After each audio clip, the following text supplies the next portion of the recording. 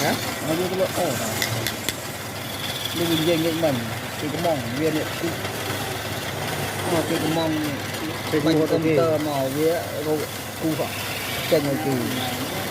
mau hả chú anh ôi túc túc tất cả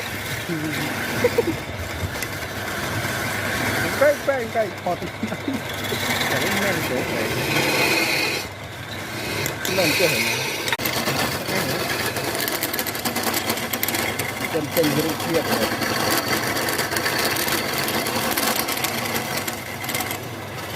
play với ngay môn nữa bạn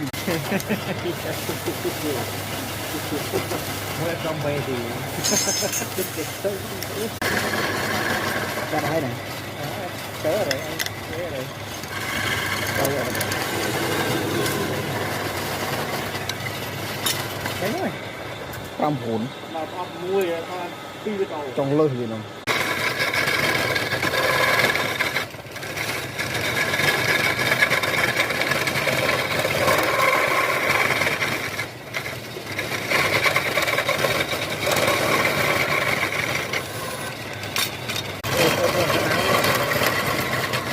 này là chả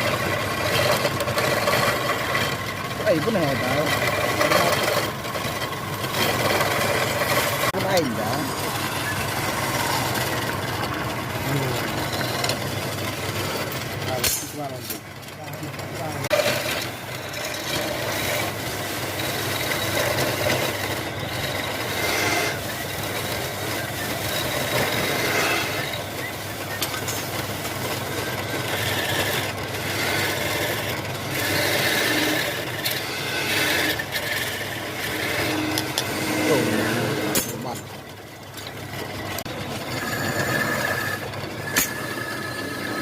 phải